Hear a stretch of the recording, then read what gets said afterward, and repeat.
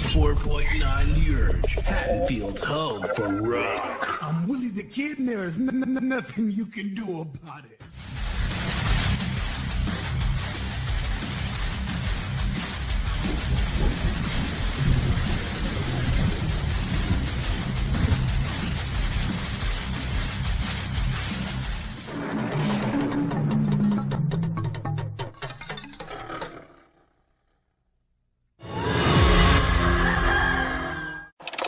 Farmer's daughter, take one.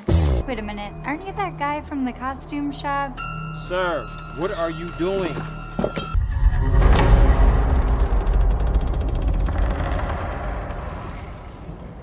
Please welcome Art the Clown.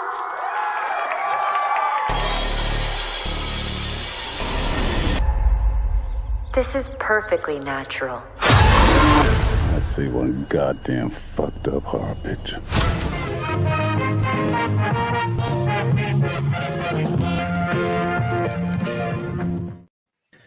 So what's going on, everybody? Welcome back to the JEFFMAN316 Pop Culture Reporter channel. I'm your host, as always, JEFFMAN316. I got a special guest here tonight. We're going to talk our top 10 horror movies of 2022, and I've got Kyle from Return of the Flett. How you doing, man? You're doing good, man. Thanks for inviting me to come on to do this. It's gonna be a lot of fun. Can't wait to hear our top 10. This is gonna be a blast. Yeah, we were chatting right before we came on, and I told him there's probably a lot of mainstay horror movies everybody picks, but all these lists are different, so it's always fun to see how everybody chooses their favorite ones of the year. But yeah, Kyle had me on one of his live streams. I think we were doing the favorite kills from Friday the 13th. It might have been one of the ones I was on. That was correct. I told him I wanted him on the channel. I like his content. You cover mostly horror movies. I'm not sure. You cover basically anything or mostly horror? Would you say? It's mostly horror, but I do love to cover other films too. I know I'm a horror channel, but I still like to cover other films that are non-horror. So you still see non-horror time to time, but mostly horror. Okay. So. Yeah, and so we can probably, if he, as we go through the list, if there's any that Kyle might want to mention that he's covered on the channel, I can obviously let him talk about those. Got a couple of my guys that normally come by here. So hello there, what's going on? Got the Dark Ether Files podcast. What's up, Caleb? And what's happening, guys? So yeah, I appreciate anybody that's watching. And then like I said, I'm going to go ahead and dive into the list. I know Kyle's a busy guy, and so I want to give us an opportunity to be able to talk about some of these movies, especially if it's one that we like, I've got any personal interest in. But so we're going to go from 10 down to 1. So actually, since you're the guest, I'm going to let you go first each time. So if you want to start with if you got an honorable mention or anything you want to say prior to that, but otherwise you could go with your number 10. All right, so I'm gonna kick us off with my number 10, and this was on Shudder, and I got to watch. It came on YouTube, so I finally got to watch it, rent it, buy it. This one was Christmas Bloody Christmas that came out in December, and it's like The Guest meets the Terminator. You got a robot killer Santa Claus. You start off it depends if you like this kind of dialogue. It really starts off with a really raunchy, crazy ass dialogue. But once you get past that, oh my goodness! Once this killer Santa starts coming alive and starts going, the kills are all practical. It's a lot of fun. I thought the lead actress, she did an amazing job. There's a great soundtrack, and there's a lot of stuff in there that reminds me of the Terminator, especially the police cop scene. This is definitely a low budget scene, but it is a lot of fun. Yeah, like I said, it's like The Guest meets the Terminator. It is a blast. I do recommend go watching it. It is on Shudder. Christmas Bloody Christmas, and my goodness, what she has to do just to take down the Santa Claus is just quite something. But yeah, once you get past that weird dialogue, it is a fun time. I do recommend it. It is a new Christmas classic, I would say. But yeah, it was a blast. Yeah, I actually covered that. I reviewed it on channel because I watched it on Shudder and I liked it so much. I ordered the German media books, got a 4K of it. So I unboxed that on the channel. But yeah, I liked it. It was teetered with that being close to the bottom of my list. I'd say it's probably a couple spots down out of the top 10. But I 100% agree with you in my review. I called it like the Terminator, especially that last scene once the robot part shows. It basically is a fun version of the Terminator there. So I recommend that movie as well. For And sure. then And just Scott there. What's up, guys? Appreciate you stopping by, Scott. And I just want to say very quickly, he just keeps on coming. You think she's never going to kill him? I'm just like, oh my goodness. And that's I like that they did try to, even though it was a really low budget movie, they popped the guy. And what's the guy that is Herman Munster? Oh, Jeff Daniel Phillips. Yeah, it shows up as the sheriff in there. I thought that was nice that they tried to, to get at least somebody that people would recognize. But I'm like you, that it is some people think that first scene's got a little cringy with the dialogue, with them bantering back and forth. But like you, once you get past that, it's pretty good. All right, well, I'm gonna go with my number 10, and I'm gonna just go ahead and warn you. A lot of people probably have this really high on their list, and I'll go as we explain the list. You'll probably understand why. I've got number 10 as Pearl. Now, I wanted it in my top 10 list, but I didn't know how high I wanted it. But I had really super high expectations for Pearl because I love X. I think maybe that's why that it dropped down on my list, because to me, it wasn't quite as good as I was hoping it would be. Mia Goth is excellent, but it's more of a character study, and it took like about half of the movie before it got into the horror that I was expecting. I think it might have been a little slow for me. It's still a great movie, and she's got such a good performance. It deserves to be on pretty much everybody's top 10 list, I think. And the fact that he thought up a trilogy and established the character first, because I think it wouldn't have worked if they tried to do this as the first movie, because of introducing the character. But that's my number 10. Like I said, it'll probably be a lot higher on a lot of other people's lists, but to me, like I said, maybe it was just because my expectations are so high for it. Yeah, I definitely understand, because it's really scary, story driven, than more than the horror that X brought. And I'm glad they started off with X the way they did. So am I. I'm looking forward to Maxine too. Yeah, that's gonna be very interesting. Hey, howdy, hey, what's up, Cody? I appreciate you stopping by, man.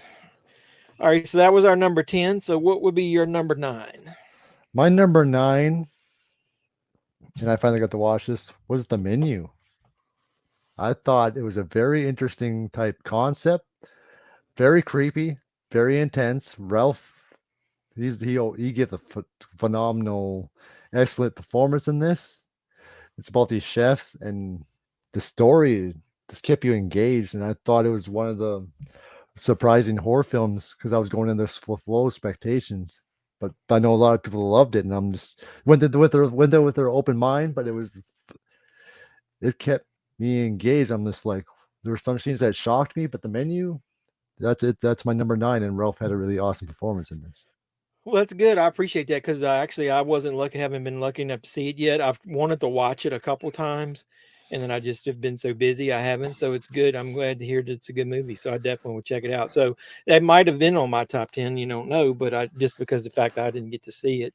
My number 9 is going to be Orphan First Kill. This is a movie that was the opposite of the way I reacted to Pearl. I had no expectations with this movie. I didn't think it would be any good at all, because I really loved the first one.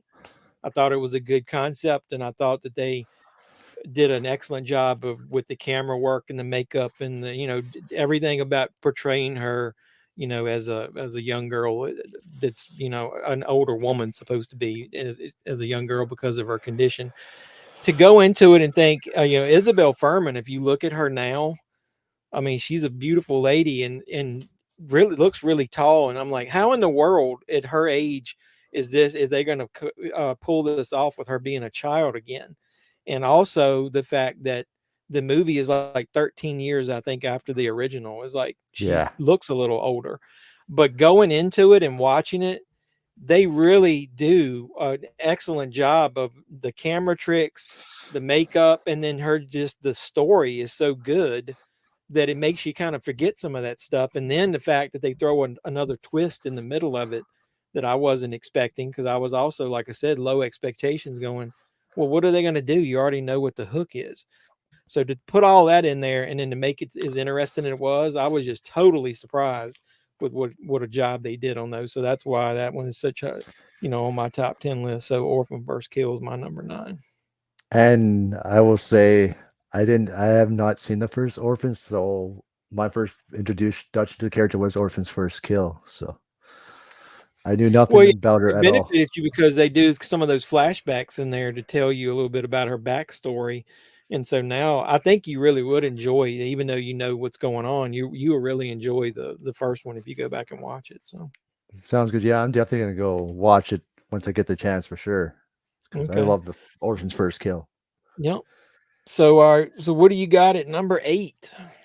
My number 8, and I know a lot of people love this film, but I really enjoyed it too. Me and the feeder had a blast with this, but there was some stuff I would have did differently. Was Barbarian at number 8.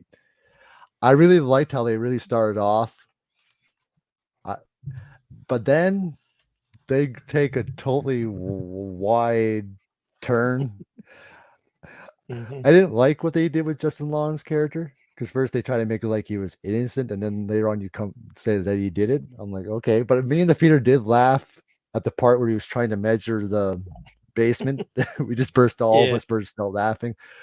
But it was I still had fun with it. It was a great original film. It's really surprised me, and I thought had a good premise, because it starts off this way and it goes so many directions. You don't know what's going on. And I thought the performances was good. There was scary parts in them, like basement in a basement. But just when you get to the monster, it's like it gets really weird though, especially what she's trying to do with Justin Long's character. Yeah, I'll give them credit for that.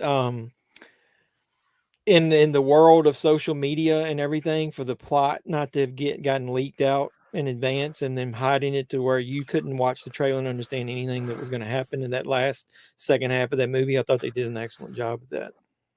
And you think it's going to keep staying this way, and then they just take a left turn with it. I'm like, whoa. Yep. All right, so that was your number 8. My number 8 is a movie that I saw on Shudder, and then I've recently mentioned it on a live stream and in one of my movie hunts because I bought it. It's a movie called Watcher. I thought that movie was excellent. I had never even heard of it, didn't know it was coming out. So it was kind of like when I saw it pop up on Shudder, I was immediately wanted to watch it. But one of the main reasons is because of the main actress, Maika Monroe.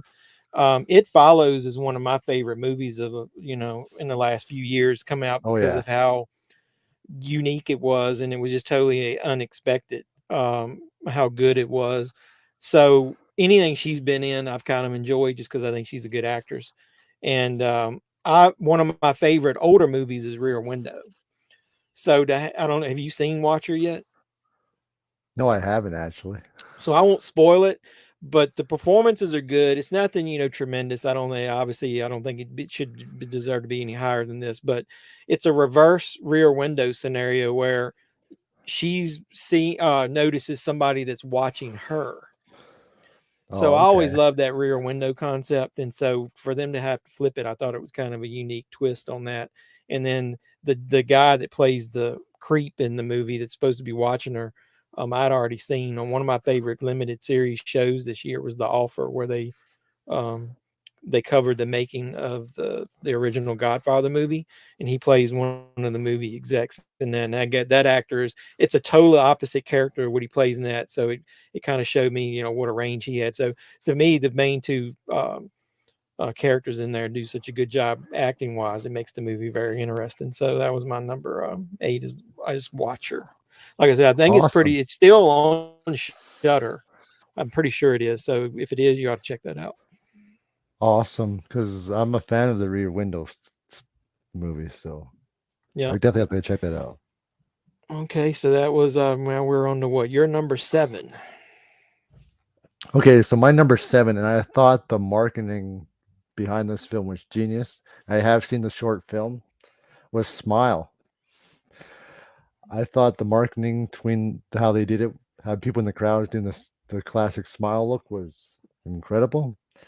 the lead actress was she did a phenomenal job. Their opening when you see the first lady was that smile was very creepy and very intense scene that opens.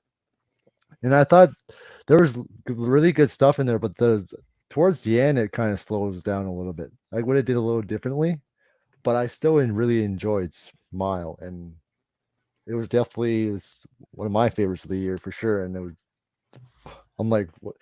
I know there was some similar concepts like It Follows and Truth or Dare, but I thought this one had a better execution than Truth or Dare. But there was some stuff I would do a lot better, but it was still fun, and Smile was awesome. So.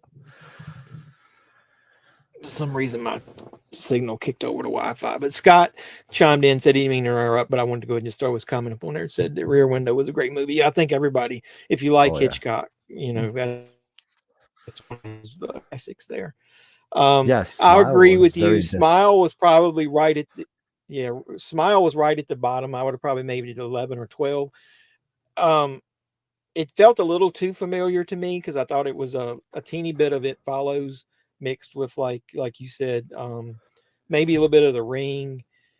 But I think the acting is what keeps it pretty close to the top. I mean, the main actress, I forget her name, but she did a tremendous job in it. And it's got some really good effects in it, especially like towards the end with what happens with her. I don't want to spoil it if anybody hasn't seen it. But yeah, it was pretty close to my top 10. I was toying with the idea of maybe making it number 10. But yeah, I think it's really worth watching. It was a surprise to me because seeing the commercials, I kind of thought it would almost be a ripoff of some of those other movies, and they just use those concepts and take it all in pretty much a unique way. So I agree, that's definitely a movie that's worth watching. For sure.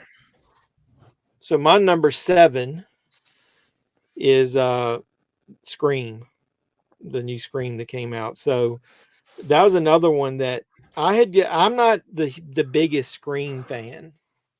Like I like the first one, but I really thought a lot of the sequels fell off after that. And it's just because I'm a bigger fan of Texas Chainsaw Massacre series, Friday the 13th series, and I'd kind of gotten out of horror movies a little bit. So I was thinking this movie would be, I didn't have any real high expectations of it. And then I also was kind of interested in how they were going to take the legacy characters in it. I think it's one of the best movies as far as mixing in new characters and finding a unique way of bringing the legacy characters back in there, but not having the legacy characters like totally take over the movie and relying upon them. I'm really worried about the next one though, not having Sydney in it. So I don't know what they're going to do with that, but I'm also a big Jenna Ortega fan. So I thought, as young as she is, to have done so many different roles, if you've looked at the stuff she's done in the last couple of years, I think it's pretty impressive for her age, especially like with Wednesday. Yeah. So I'm a big fan of any of her work. Yeah. So that's why I put out, I like her. I didn't 100% like the concept of how they brought Billy back. I thought that was a little cheesy, but I think, like I said, they kind of impressed me with, how they kind of went back to the roots of it and kind of rebooted it. And I'm really looking forward to seeing what they do with this next one, especially with it being, I think it's going to be really good that they finally take it out of Woodsboro to try to do something different with it. So, yeah. So I think that was, to me, it was on this list just more like it was kind of surprising because I thought it would just be kind of like a retread of some of the stuff they had done before. And it was a little bit more interesting, but maybe it was just also because I like, some of the actors in, especially Jenna Ortega. So that's why that was my number 7. All right, and I'm going to continue that with my number 6. That is my number 6, Scream, the new Scream 5. Okay. My favorite part of the new Scream 5, they were able to honor Wes Craven's legacy. I think he definitely would be proud with this film, how they continued it. Mm-hmm. I do love the new characters, Sam and Tara, even though Tara, I think, is the strongest out of the sisters, especially Jenna Ortega. Her performance was just incredible. Mm-hmm. It was cool to see Billy return. I would do something different, but my problem is they did not need to CGI him, because if you've seen the set pose, they could just left it the way it was. I agree. and why would she knew how he looked back then anyway? So but other than that, I thought the opening scene with Tara was one of the better openings behind the original opening. And Robert, this is the most you ever hear Ghostface too. And I thought Roger L. Jackson really switched it up, brought more menacing and very more creepy. And then I even love the look of Ghostface. The killers are whatever. But I do love I think this is one of the best movies that handled the legacy characters better. I didn't mind Dewey being killed. It's just how it was executed. Because I'm like, I didn't want to see the same thing every time. It's like, well, they already survived 4 movies already. Exactly. What are we gonna do? So I thought it was definitely the emotional part of the movie. But Amber and the boyfriend, I seen those killers right off the bat. I'm like, okay, this is easy. But I do love the part where Amber says, "Welcome to the third act." I thought that was the best part for her. Yeah, I agree with that. And it was cool. And I did love the part they returned to Stu House. I just wish they would have kept that a secret, not revealing it behind the scenes in the trailer too, because that was supposed to be a reveal. But yeah, no, that would have been better. Scott said, yeah, they should have brought back Stu. I think basically though that didn't the Williamson say in an interview or online or something that as far as he's concerned, Stu is dead, that there will be no way to bring him back. But he said that right after the trailer, and he just says that the producers, the writers can do anything they want. So exactly. Just because he said it doesn't mean anything. I know it's horror, man. I mean, they can bring anybody back that they want. I mean, sometimes it's unrealistic the way they do that. Yeah. I will say, like you, I went into it saying you need to be different. You really do need to be bold and kill off one of these main characters. Now, I'm not the biggest Courtney Cox fan.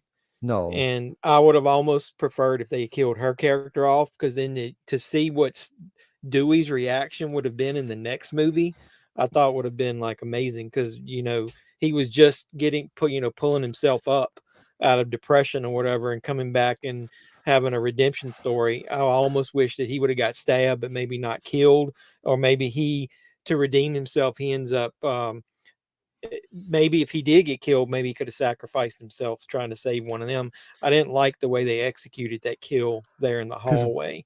Because why would he go back and then he gets interrupted by a phone? I'm like, he could have been saving Gail. Exactly.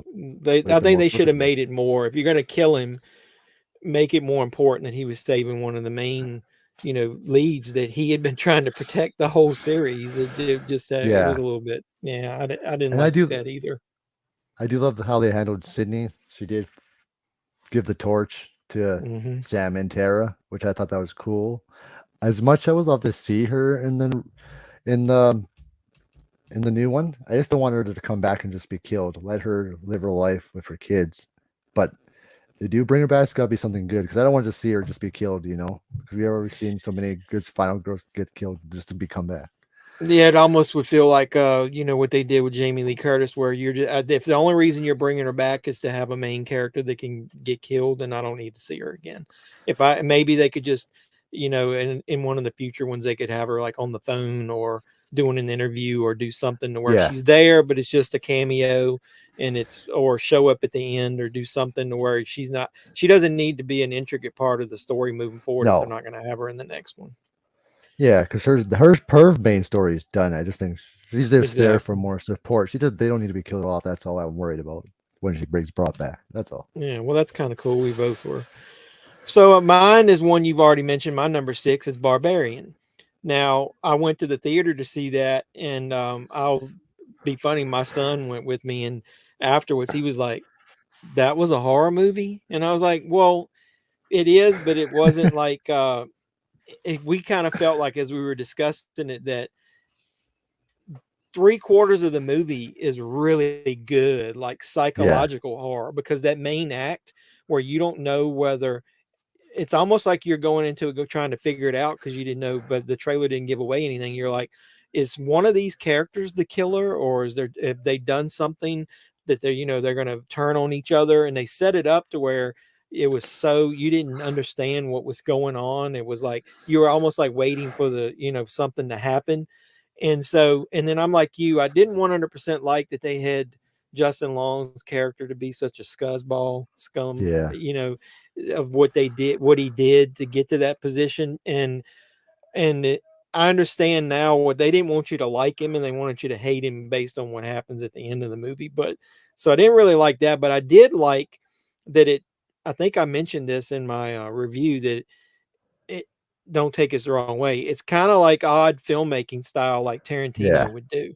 where it's not linear. I love the fact that they tell you parts of the story that happened in different times, that then when the fourth act starts, you find out how they all intersect together. That's a very interesting way to present the story. Like, instead of you knowing what happened in that house, for you to wait to see that something happened, and then, well, how did they get to that point? And then what's the name of the actor, that Richard Brake, is that his name? Man, he Yeah, Richard always Brake. Yeah. plays the weirdest characters. So as soon as he's on the screen, you're like, oh my God, what, he's got to be, something weird's going to happen to him. And then Oh I yeah. really love it all the way up. And like you said, I think this would have been much higher on my list if you didn't have that final act unfold the way it did, where it almost felt like a wrong turn type of movie.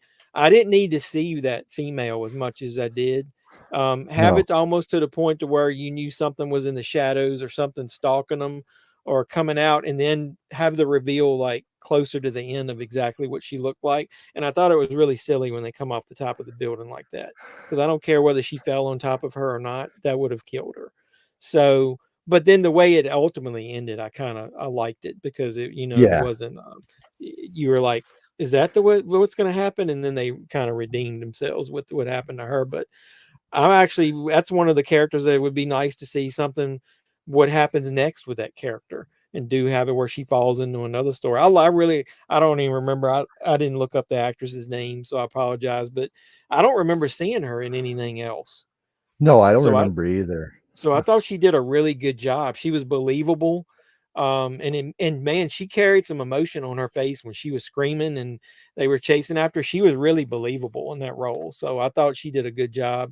And like I said, not knowing what was happening in it kind of did get a little bit silly in that last act. So I think if they had played that off a little more serious, that movie could have been a serious contender for like my, top one or two movies. But it was still good, and it was so well made, and the story was so unique. I think it deserves to be watched, and I think anybody that hadn't seen it should see it. And I'm pretty sure it's still streaming on one of the platforms, because I remember looking. So Yeah. it sucks that there isn't a physical media release of that. For now, anyway, they said that And we'll have I it know the eventually. director said they recorded a commentary track. So I mean, it should get one. I guess they're just trying, money wise, trying to milk it as much it is to keep it as Yeah. stream only and video on demand right now. So Yeah, they did confirm it'll is come it on eventually. HBO Max? I think it might be. I think Yeah. so too. Yeah, because it's on other streaming platforms as well. So, All right. So and now that's half the list gone. So we're getting ready to get into our top 5 each. awesome. So what's your And number 5? you mentioned this one, and like I said, I did not see the first one. It was Orphan's First Kill. I thought for a prequel, this was awesome. And knowing there was 2 twists that was amazing. Since I didn't see the first one, I didn't realize that her character was 30, because you thought she was just a child, right? And then she ends up being actually Yeah. 30. But then the other twist they did with the family was, I'm like, okay, this is awesome. The kills were good. Her performance really kept me engaged, and she does a phenomenal job. Even the whole cast. I'm like, and then the main characters, I'm like, I'm rooting for her. Kill these people. A bunch of not so good ones. And Orphan's First Kill was definitely a phenomenal prequel. I really enjoyed it. And so I'm just like, what's going to happen next now? Because they had 2 amazing twists. So I didn't know nothing about the first Orphan. So, and it was one of my favorites of the years for sure. And she has amazing, she's an amazing actress. Because I don't think anyone could play the Orphan as she could. It was very well written too. So Every time I see her, I always want to go back and look up other movies she's. oh. Uh-oh. I Oh, he got kicked out of his own stream. Taking over now. No, I'm just kidding. I guess we'll wait until Jeff's back. Uh-oh. Think he just. I don't know Oh what no. happened. My connection is. Are we back on? Yeah, I didn't lose my internet connection. I don't know what happened. You stayed live. It's just that you don't know why you got kicked out of your own stream. So. I don't know. StreamYard had a problem, but I think it says we're both back on here. So hopefully we're still on there. We're fine, and we're still live. That's weird. Oh well, sorry about that. That's okay. But what were you gonna say? You said you every time you see her. Yeah, every time I see her, like I always like she's such a good actress, and I'm wondering what else has she done? And then I never go back and look. So I mean, that's one of the things that I was checking once it went off. But I think the one of the things I was worried about the Orphan First Kill was they've had the first one has got a really good cast around that character. So I was thinking that maybe she wouldn't be able to hold the movie up as well by herself. I know Julia Stiles is in it, but she did an amazing job herself. It's almost like you didn't care what was going on around her. But yeah, I love Orphan First Kill. So hopefully people will check that out. See how she breaks up the thing she was at. I'm like, whoa. We got some good porn messages that were going on in the chat. So let me remove some of that stuff. I get those too once in a while. Always get those trolls. All right, so that was what, your number 5? Yeah. So my number 5 is Prey, which is another one that I was super hyped for and was worried that they were not going to be able to live up to the hype, because I love the first Predator so much. And then the sequels have always been hit or miss for me. Like, you know, they've got good parts, bad parts, but a lot of the plots are terrible. There's parts of the Predator 2 that I love, but there's other parts of it that Gary Busey's in that just, you're like, this is just a typical like 90s, you know, action cheese fest that they threw the Predator in there. So, but the concept is awesome. So I was kind of worried going into it, but then after seeing it, I was pretty amazed at what they were able to do. And as far as like having the ultimate prequel to have it happen so far back in time, that was another concern of mine. But I know a lot of people didn't like it because they said that how could this young girl be so, you know, skilled that she could take down a predator? But I'm like, to me, she didn't. It's like a lot of things happened to the people around her, and she was just very observant and able to learn on the fly. So a lot of the fighting that she observed what it was doing to the other people around her, and ended up trying to figure out how to counterattack it. So it was almost like that's exactly what Arnold Schwarzenegger needed to do, because in the first one, he thought that they could just go in there with firepower and take care of it once they discovered what it was, and then he couldn't, so he had to outsmart it. So it's almost like she had to do the exact same thing. But to me, she should have been able to do that, because they were, being Native Americans, they had to do that about every aspect of their life, figure out how to get past those obstacles or whatever, and learn and move along. And so I just loved the concept, and I really hope, based on the way they ended it, that they do something to where it continues, and that they can maybe play a little off of this one. I don't know how far. I don't know if you saw it, and you saw how the end credits were, where they showed, I guess it was cave drawings or whatever they were supposed to be showing, and they had it where the additional ships came out after they, I guess, figured out that that had been killed. I'm not exactly sure where they'll go with that, so that's another reason I'm kind of interested to see where they go with the next story, if they continue this character and her arc. So that's why that one's so high on my list. I just thought they did a good job of executing it. Yeah, I definitely agree with you. I got to see Prey, and I enjoyed it for most part. I do love the scene where she fights the bear. That was a very intense. Yeah, that was awesome. It was one little shot in there, I think I said in my review, that it was a little bit too CGI as it was ripping through there, but they did a really good job for the rest of the movie. I thought the special effects in it were great. It didn't look like, you couldn't really distinguish a lot when you're watching at home. I find in 4K, it's sometimes really easy to see the special effects and where the overlays and stuff are. Yeah. And I didn't catch that, but one little small time in that. So I thought they did a super, that movie, I think deserved a theatrical release, and I would They have should loved to have. have seen that on the big screen. It looked amazing. So I thought it was good. Yeah, So it that was should my have. number. I definitely agree. It should have got a feeder release. Yeah. So that was my number 5. So I guess this is my number 4. Yeah. And I read my number 4, and I read the book, and I was excited for this because this was their first film together since Sinister, and I love Sinister. Scott Derrickson and Ethan Hawke re-teaming for the Black Phone. Mm-hmm. I love the Black Phone. I thought it was phenomenal. The opening credits is a whole character on its own, because you're like, what am I getting? What are we going to be getting into? You know, that soundtrack was just incredible. And I thought Ethan Hawke did an incredible job as the villain. I love the look of the mask. The 2 kids did an amazing job. After he kidnaps the one kid, the brother, I love how the phone was used as he's talking to the kids. The kids you can see them talking to them. It has its amazing moments, and Black Phone was definitely a surprise. It was another 10 out of 10 movie for Scott Derrickson and Ethan Hawke. Ethan Hawke is such an underrated actor, and he was a great pick for the grabber. Me and Carrie Cinema agreed that I think the way his shirt was, he could have been wearing during the day while he's not watching the kid. He could be working at a fast food place. It was just a thing. So Yeah. just the way he looked. But no, the Black Phone was awesome, and I'm glad. I love how the kid finally breaks out and finally fights back. Spoilers, kills him.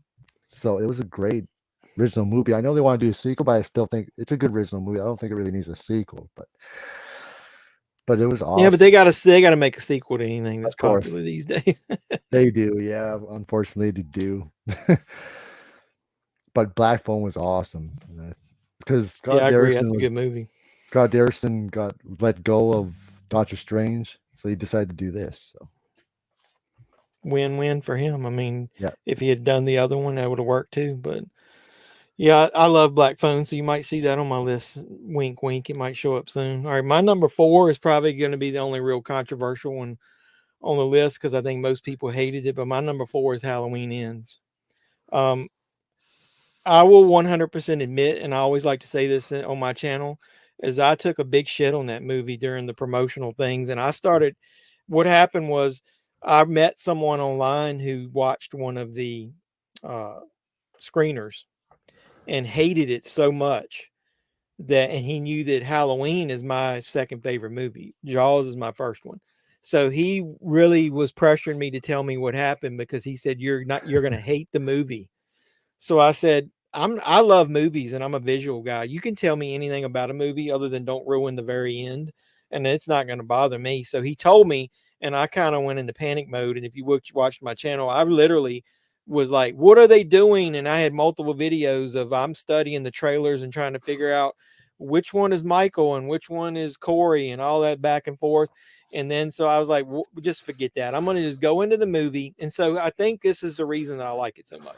Everybody else who went into it blind said, I want a Michael Myers Halloween movie. Let's end it, either him or Laurie. I already knew some of the plot points, and I'd already spent a month thinking how bad it was going to be. And so I went into it going, I'm not even going to worry about that. I want to just watch it as a horror movie, and I want to see how they execute it. yeah. And I think if you watch it a couple times and see how much detail David Gordon Green put into the town of Haddonfield and link stuff together. And I was thinking about doing a video about that.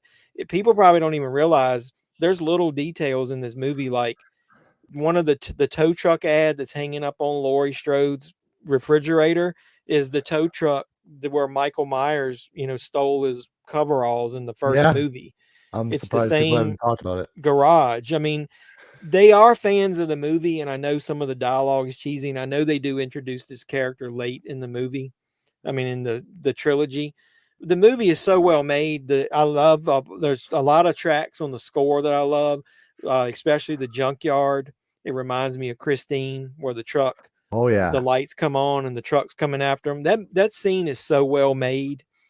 I think if they had put several of the deleted scenes that are on the Blu-ray back in, like him killing his mother, or maybe had it to where Michael killed his mother, like Corey led Michael there, or if you put in the scene where there's, I don't know if you watched the deleted scenes. There's one where Corey, when he first gets into the sewer, he tries to get away and falls into the part where Michael's victims have been, and you see the skeletons Yeah. of it. I think if they had done a little bit and maybe added one more kill for Michael and expanded that a little more and had a little bit less Corey, a lot of people would have liked it more. I've read part of the book. I haven't been able to finish it.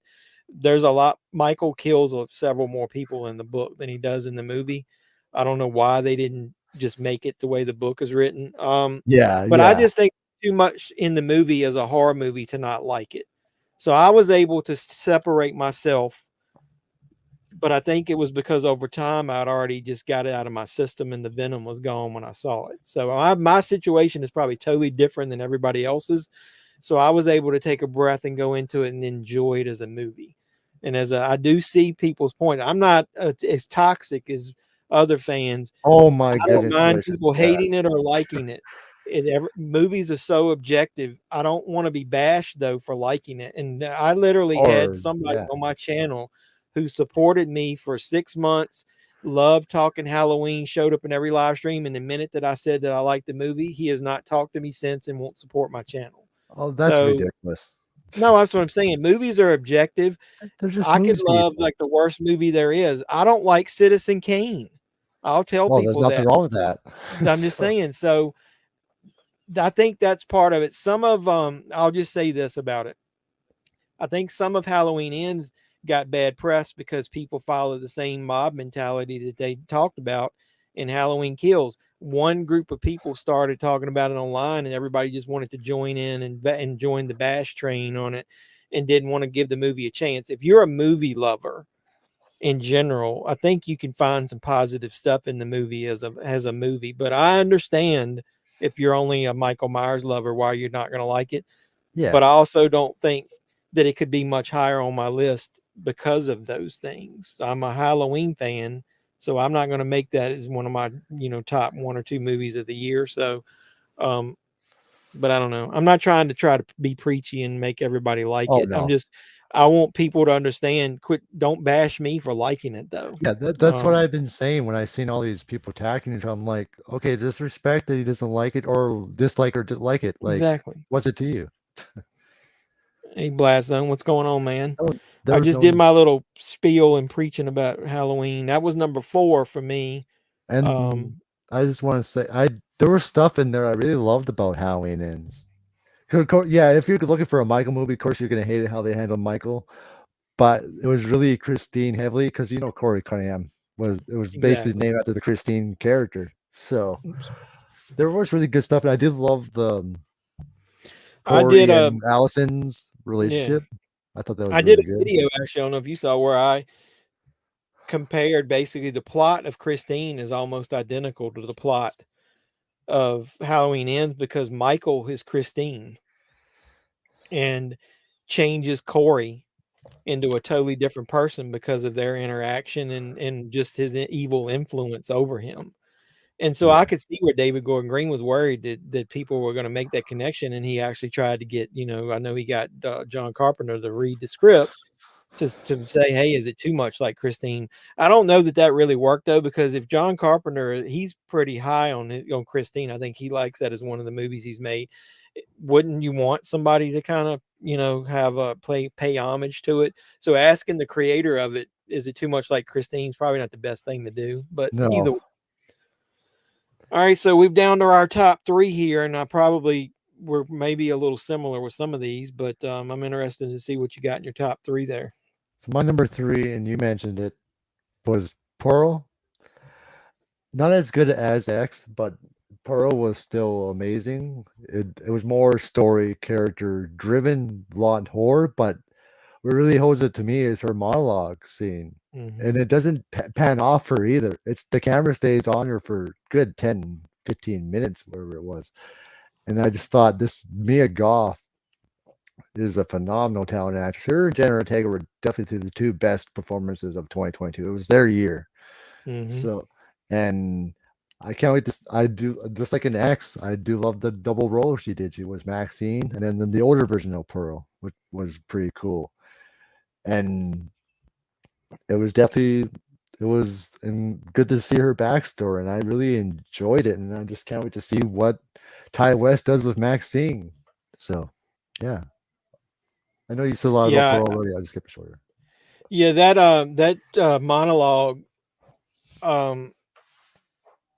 I think if there's ever a time where an actress deserves, some kind of like Oscar consideration or something for a horror film, I'm not saying they will, but I mean, this would be the one time, because that, like I said, that's one of the reasons also that I called it a character study, is because there's so much involved in that character that the horror aspects are actually kind of, pushed down. It's not is not as much of a horror film. I know there's killings in it, but It to was more see like the evolution of her character and what it takes to get her mind, and all the personal horrors that she had to go through with her parents.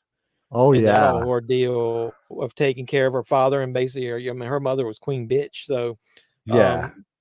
it's almost like it's one of those times where you almost feel sorry for the character, because you're like, if all of that other stuff hadn't happened to him, would they have been driven to that level of what she did? Yeah, I just wondered. Well, she had to go through her parents and a lot of other things, and her husband was away in the war. What if that didn't happen? I don't think she would have been pushed to how she was now, but she got pushed and pushed, and I just thought her smile at the end when he finally comes home was awesome. Was awesome. Yeah, that was one of the most uncomfortable. It was uncomfortable scenes. smiles. Yeah, I was just saying, like, what in the world is it going to end? And then, I thought that was kind of neat how they ended the movie. It was very cool, and it was like, well, it wasn't like a horror film. It was more like Joker meets Wizard of Oz, basically. Exactly. That's what it felt like. Yeah, if it didn't have a couple of the kills were bloody in it. I do love the end when her was it her sister-in-law?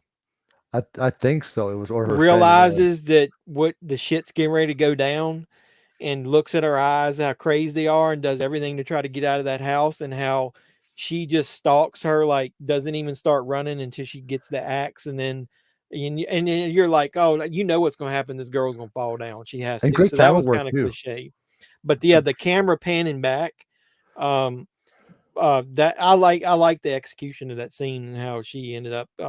But I did think that I was a little. They showed a few too many, since there's not a lot of kills in there. It's almost like they might have showed a little bit too much of that in the trailer, because I saw a couple of the trailers. But either way, her performance in it, like I that's said, what keeps you intrigued. Yeah. All right, so my number 3 is Terrifier 2, and it if you've watched the channel, I've done some watch alongs or whatever. I'm a huge fan of the Art the Clown character. I liked All Hallows Eve.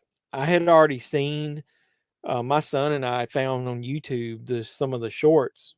Have you seen All Hallows Eve, the anthology? Yes, I have. That he's in. They're kind of cheesy, but if you watch my channel, you also see I like independent movies and fan films and B-rated stuff. It doesn't have to be mainstream. Watching those fan films, or watching those short films that Damien created and ended up piecing them together into that anthology, shows immediately with how much he was committed to that character. And knowing what happens in there, if you've watched All Hallows Eve, which a lot of people haven't, you already know that something is going on supernatural with Art, to where he's got to be either a demon himself or with demons, because of what happens in that first short.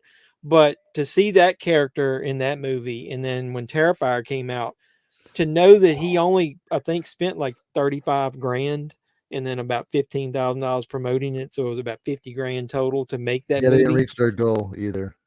Yeah, people need to realize, he couldn't have such an expanded set. He couldn't go out into the world and have Art just, stalking and killing people. I thought, There's a reason that you had to have it in that building and have it to where the sets were minimal. and it worked too for that film. Yeah, so a lot of people that said, well, I didn't like Terrifier as much, but Terrifier 2's more.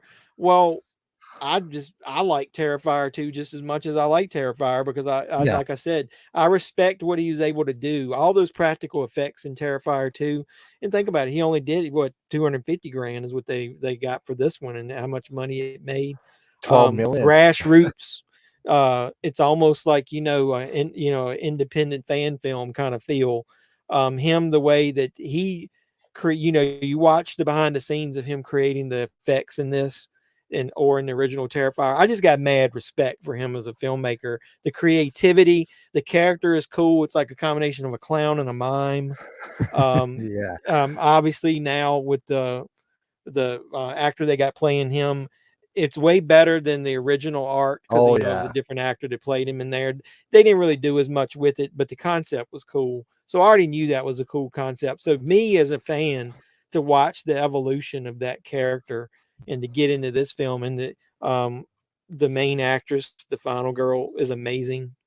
That was meant for her.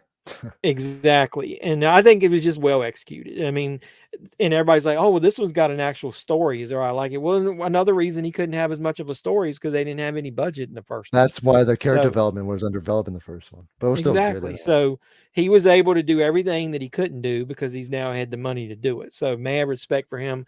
I love the fact that it kind of went minimal mainstream. I would have never thought, after watching the first Terrifier, that there would be a version of that would actually be in a theater. Now, you and I talked before we went on air. It didn't show at my local theater, and I would have had to drive about an hour away. But just the fact that he was able to get that into theaters, and it delayed the video on demand on Screenbox a little bit until more people saw it.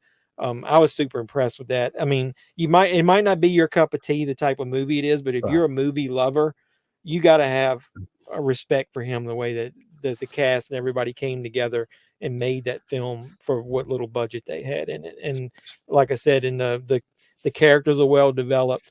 It's got some awesome effects. It looks great in 4K. So I don't know, whatever he did, he almost could then go into business now, teaching people how to make low budget independent films. What he did with Terrifier. This definitely set the bar higher now for independent films. Exactly. Definitely changed the game. So that's why that's number 3 on my list there. Sounds so what's good. your number 3? My number 2, I think. Oh yeah, you're before me. So yeah, you're number 2. Yeah, so my number 2 is X. I think this is definitely brought back what I loved horror in the first place, especially in the 70s horror films. This was that grittiness. It's almost it's almost similar to almost how the original Texas Chainsaw hit me. I thought it was a unique concept, why they're there in the first place. You had Jenna Ortega in there again, but what really stole the show was seeing Mia Goth's Maxine and playing Pearl as well. And I love the setting where they do this. It's just phenomenal. And like I said, it had that 70s feel. It brought back to why we love horror in the first place. This is definitely one of Ty West's best films besides House of the Devil and a couple other things he's done. Do you like House of the Devil? I do love House of the Devil. I know it's a slow burn, but it's one of his best films. Yeah, I love it. But back to X, I thought the kills were creative, and I did love the part when she tried to shoot with a shotgun, but it blew up on her and she went flying out the door there. But no, and even seeing Jenna Ortega's character, I thought she was going to live, but she could end up being dead. But the best part was seeing Mia Goth play the double role. Maxine taking on her Pearl was very cool, and it really was definitely one of my favorites of the year for sure. It was definitely my number 1 until I seen my number 1 that we'll be talking about. So okay. All right. Well, you've already mentioned my number 2, so it's kind of cool. We got some overlap here. My number 2 is Black Phone, and I, like you, Sinister is one of my favorite horror movies. Um, the way they took a concept that could have been a rip off of other characters, whether it had been like a Freddy Krueger type or something like that, and to put such a unique spin on it with the also with the way that they did it with the 8mm films and having to watch them. I mean, I think the first one is so good. The fact that they couldn't at least repeat or get the sequel to be, I mean, it's not even half as good as the original. I don't know what happened with that. Oh yeah. But Ethan Hawke was amazing. I'd already liked him, him going into the horror genre when he did The Purge, the original Purge. I know a lot of people talk about, they don't like the first Purge because it's boring, it's in the house. I think the first Purge is the best one because of I the love the first Purge too. isolated concept of a home invasion type. I love those type of movies. But with that being said, like you, the combination, perfect director and perfect actor almost mixing there in multiple films together. Um, with Black Phone, I'm like you, it felt and looked like it was a movie that was made, decades ago, but with better quality, as far as the acting and the cinematography and everything. I thought the brother and sister were tremendous actors for their age. The way they interacted, it made it really believable that they were a family together. They cared about it. I thought actually some scenes, the girl that played the sister, I thought outacted everybody else in the movie. She did a tremendous job. I'm a big wrestling fan, and Tom Savini's group that made that mask, made the Fiend mask for Bray Yeah. Wyatt. He's actually back on wrestling now, and they made a similar black mask, Black Phone style mask to what the Bray Wyatt's character's got now. So the mask concept was awesome. The fact that he could take parts of it off to show And emotions or to be able to, to show yeah, different this parts of part his was so face cool. without being able to show him exactly the way he looked I thought was a unique concept. I know a lot of people think it's a little bit cheesy with the phone calls being made, but I mean, if you, I'm fine with that. The way they executed it, I thought was well that they were, teaching him what they needed to do based on what happened to them. If you're going to have paranormal type ghost activity in a movie, I thought that was a really creative way of doing it, to where they don't Yeah. really interact with them, but they can, speak to them, and then, almost like make sure that he doesn't have the same thing happen to him that happened to them. But, and I'm like you, it felt really realistic, the traps that he made at the end. It didn't seem like it was something that was oddball, because they literally used the little things that were in there. The only thing I thought was a teeny bit cheesy was him trying to get out through the wall into the freezer. But I do like how they said they didn't make it to where he could literally get out of there, that they Yeah. made it to where it was part of at the end, about as far as distracting the dog with the meat. So that was kind of cool. But no, I just loved everything about that movie. Um, kind of interested to see how they would make a sequel to that. Yeah. If because it's pretty final what happens to the killer. But either way, I just liked everything about it. I mean, it was a really smart concept that could have been boring if it was not properly executed. And when I went to Yeah. the theater to see it, I didn't even think about, looking at my watch or my phone. It was like immersed into it. I'm a child of the 70s. I'm probably older than you, obviously. So Oh yeah. to me, it was almost like it seemed very familiar to me, I guess is a good way to put it. Before we get on, let's see if we got a few comments here. Cody says Sinister is great. Second one, not so much. Yeah, that's kind of what I said. Yeah, Yeah. Sinister is an excellent movie. Yeah, he said not so much. And then he's like, could do a prequel for Black Phone. Yeah, that's true. I haven't heard anything, so I don't know what they're planning. But They are planning a sequel. But yeah, what also helped too with the first one, they had the guy who did the novel involved and heavily involved with the film too. So he was there to make yeah. sure it stayed That was close to Stephen King's son, right? Yeah. Yeah. So, like you said, maybe he could help them come up with the story, because he did such a good job of creating that unique story. It'd be awesome if they could get him involved in writing it, or coming up with a screenplay or whatever. Yeah. And that actually happened a lot back then too. People don't realize that kidnapping like that back then, especially in the 70s. Well, we're getting ready to reveal your number one, and then mine. I can probably almost guess what your number one is going to be, but I don't, obviously don't want to spoil it. But so go ahead and tell us, what is your number one horror movie of 2022? My number one horror movie, and you already said it, but was Terrifier 2. And what was so cool that I even got to interview David Harlan Thornton. You guys can all go check it out on my channel if you want, folks. It's on there. But my goodness, I think he was the better part for the Art the Clown. He definitely took us to the whole next level, and what he can do with it, he doesn't even don't have to speak, and he gets to make you unnerving, especially in that restaurant scene, the first one. But the second one, well, he took that role to the next level, and Lauren, who played Selena, that role, Damien was waiting for years until he can do that. It's his favorite well-written character, and she definitely one of the top final girls of this decade for sure, and of that year.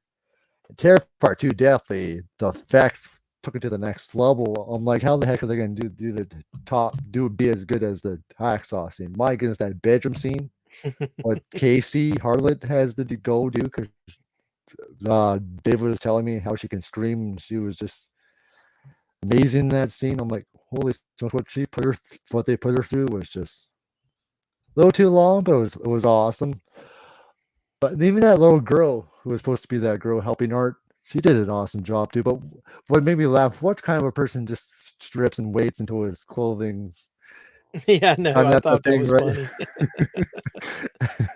That was hilarious. And one other funny scene was the part in the store when he's putting all the glasses just to get on the cashier's nerves, and her too.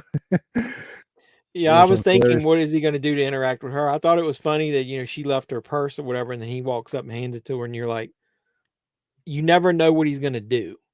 You're like, he's off-putting. Like, he's like, you would think he would have done something to her, and then he didn't. It was almost like he just wanted to make her feel uncomfortable. He did, especially when he goes trick-or-treating too. Yeah, it's hilarious. But the fight scene between them was just brutal. Holy smokes, back and forth. And I love the location they chose. But my goodness, I'm like, she kills them, but I'm like, at the end, what's the most messed up about this film, how they brought him back where his head starts growing, but not surprising where they took it though. I'm like, I know they'll take this as fun. That's why I'm excited for Terrifier 3. I'm like, Art's coming back again. Seeing Chris Jericho was interesting. Yeah, that was weird. I mean, I knew he was in it. I heard that. And then when I didn't see him, I really didn't think about it. And then all of a sudden I was like, oh shit, I forgot he was supposed to be in this. And then to finally see him I guess it's like after credits type of scene. So Rose was also in this for a quick part. Yeah. So, but yeah, Terrifier 2 took everything that everyone loved about Terrifier 1 and just took it to the next level. And I'm just so proud what they were able to do at the theater, especially an independent film that's only had the $250,000, something like that anyway. And they made $12 million at the box office. And they were even able to sell the Blu-rays. And which I picked one up. I know you got so many copies, but the funny thing about that is I've been through the decades where Walmart quit selling, music because of the lyrics or whatever. It's a little bit ironic now that I literally walked into Walmart today, the same store that wouldn't sell, a Dr. Dre CD because it had the F word in it. And and Terrifier 2 has got a Walmart exclusive steelbook right there on the shelf. Yeah. And I'm like, that is so much worse than any language that could be in a song. Yeah. The visuals that are in that, and you're selling that in Walmart. Yeah, I know they were so restricted against those, and those music are tame compared to what Terrifier 2 was doing. Exactly. So I'm almost like, do they even understand what they're selling at some point, or do they now? It was almost like a money grab. That's the movie buzz of the year. So we got to get something. I think in the store. I think it's because Walmart's Eagle, because I have worked there once. I think it's this Walmart Eagle. They didn't care. It's like, oh, this will make us money. People want this. That's the only reason why I think they did it. It's because of the money. They know this is the hottest thing right now. We'll make money off the Blu-ray sales.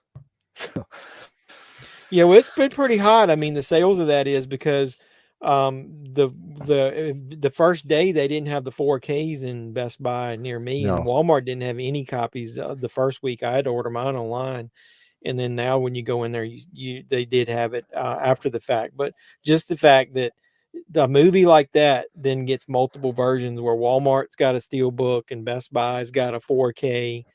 It's just amazing to me that, that, like you said, that I was in from day one. I watched the shorts. I watched All Hallows Eve. I watched Terrifier.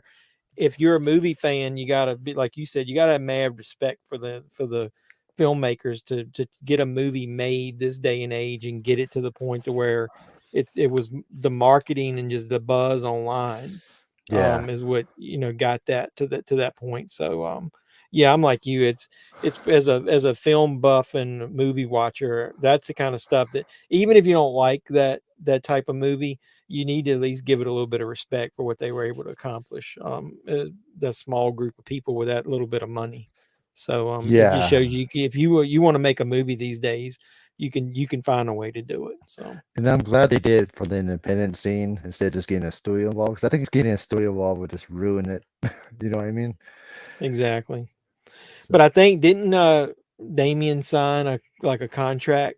I mean, with a actual agent, as far as like to help him in with his career moving forward. So I really yeah. hope that he stays, down to earth and keeps it grounded for the third one and doesn't try to Yeah. go like mainstream with it about it. I think he needs in the trilogy the right way is where I'm Yeah. hoping he goes with it. So For that film, I wish he stays the way he's doing that. But for other projects, go ahead, let exactly. him show what he can do. But I'm just can't wait to see what Terrifier 3 once it eventually starts When going. I didn't know at first that he was doing, a lot of the effects himself. Which When you is see him in incredible. exactly, so he's very creative. I think is one of the reasons that he's been able to do as much as he's been, done. So, yep. So that's a good choice. Like I said, I mean, that had to be up at the top of my list too. So my number one is probably really easy to pick. We've already talked about it, and it's X. And um, I remember the night I saw the trailer for the first time. Literally in my mind, I was like, holy Yeah. shit, this is the movie for me. I've been growing up on horror movies. I love the Texas Chainsaw Massacre, the original, as far as the same thing they did. I mean, they didn't have a lot of money and it was all creative the way they did it. I remember Texas Chainsaw Massacre. When you saw that when you were younger, at least I grew up watching in the 70s, and I was like, and then you watch it years later, you're like, you really think that a lot more killing happens in the movie than really did. It's all atmosphere, and that's exactly what I thought they replicated in X. The opening shot had me hooked, where it almost looks like a full frame old VHS style movie, and then you Yeah. realize that he's inside the barn, and then they pan out and it goes from that to widescreen. I thought that was unique the way they started it. The idea, I had no clue that he had a trilogy planned. So the fact that I'd already heard somebody say, stay after the credits because you won't be, um, you'll be surprised. And I had no clue. I didn't want anything spoiled. So I went into it just wanting to be, as a movie lover, I wanted to feel like 70s, and I did. And I know a lot of people think that I just don't think a lot of people these days have a lot of patience with movies, that they Yeah. want, immediate, like, something happens. So it does. The first act does take a little while to establish the characters, but what's her name? Brittany Snow. From To Prom go Night from remake. to show her like being from Pitch Perfect back in the day, to the character that she plays in this. I mean, total opposite characters. I mean, it just shows what a good actor she is. She's in a movie that I love called Would You Rather. I don't know if you've seen that. I have So I seen it already liked once. her. So I already liked her. I knew I was going to love the cast. I didn't know I would like Mia Goth as much as I did. I swear to you, I did not know that she was going to play Pearl in the movie. Yeah. Um, And when we were sitting there watching it in the theater, my wife gets mad at me sometimes because I'm always like nudging her and telling her things, whispering to her. And she's like, you pay attention too much. Like, how would you know that? So I already kind of knew that the older guy was probably somebody that they aged a little bit.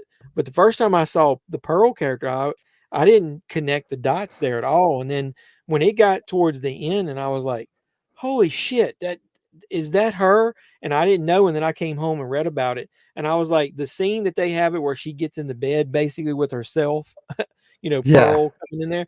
I thought that was so well made once you realize it's the same actress that had to do multiple parts.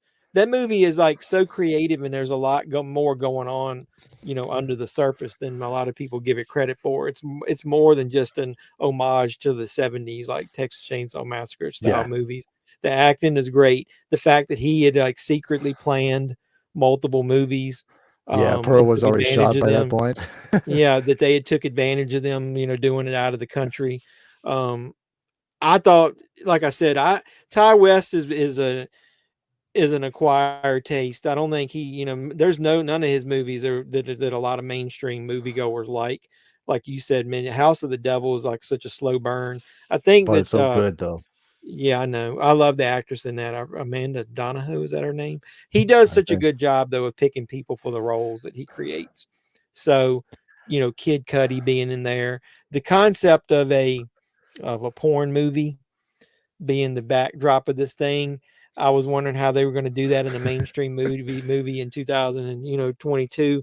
I thought he did an excellent job where he just took it right to the edge of it being vulgar, but didn't Yeah. go so far to where you still cared about all those characters. The way that he would do the scenes of the movie and then have them sit around and like talk like just average people and explain about sex and stuff. I Yeah. just thought everything about that movie was good. And then like I said, there's some really creative kills in there. The scene where Pearl takes care of that guy in the head with the headlights of the truck being what lights the movie, and when the blood splatters on it and everything turns red, that scene is excellent. I love that. And just it was kind of shocking that Pearl would, go to that level of killing somebody. You didn't see that an old woman Especially would be able to do that. So it's a little bit shocking that she was doing it the way she was doing it. especially after she deduced what's his name. So Yeah. So it was kind of cheesy at first. I was thinking that the way that he was looking through the holes in it, that it would line up perfect for them to be able to put a pitchfork through there that easy was a little cheesy, but it was still it was creative kill there. But like I said, I just thought they did an excellent job of establishing the 70s atmosphere oh and yeah. making you feel like that really was the time period. He's always been creative with his movie making style. He did it in House of the Devil, made you feel like you were watching an 80s movie. He did it again with watching, making you feel like you're watching a 70s horror movie. So I'm very interested to see what, how Maxine plays out. Like I said, I Yeah. really like Pearl, but I like X so much better.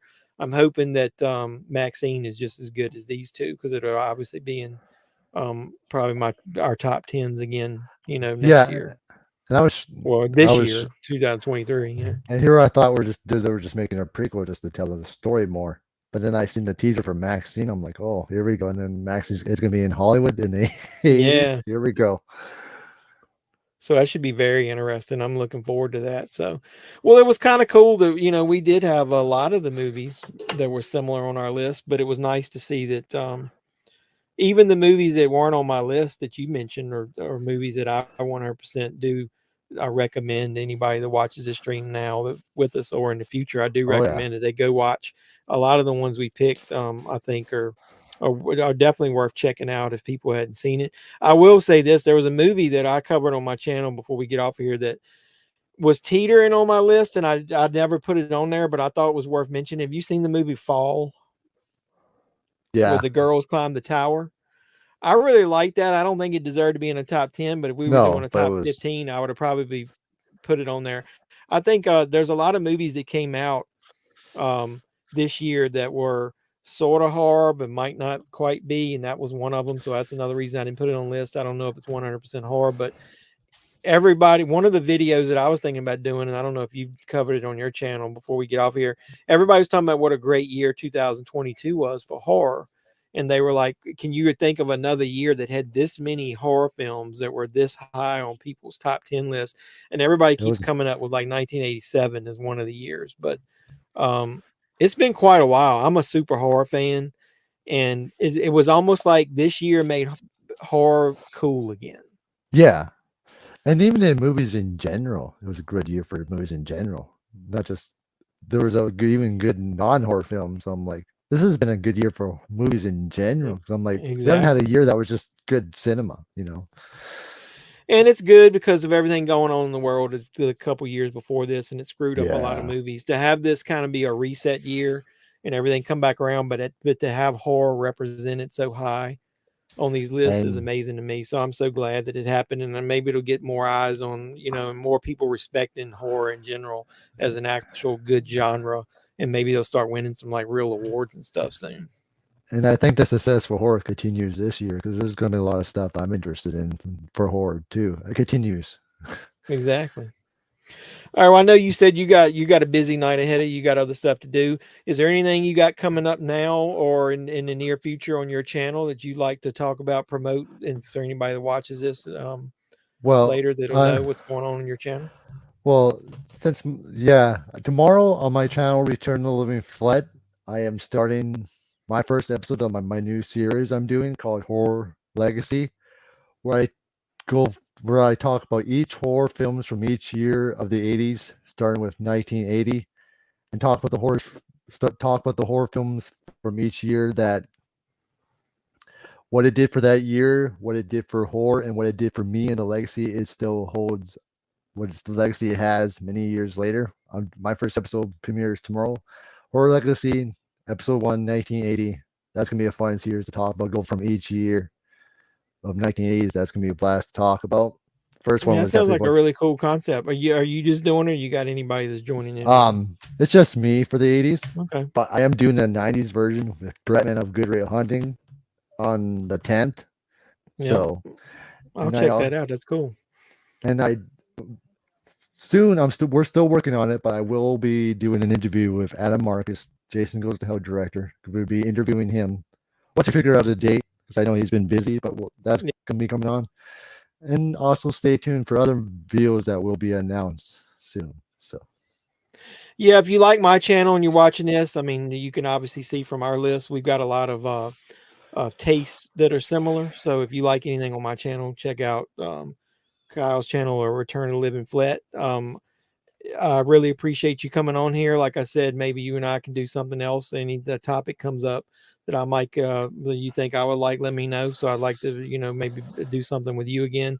And we've got such, like I said, our movie interests are so similar.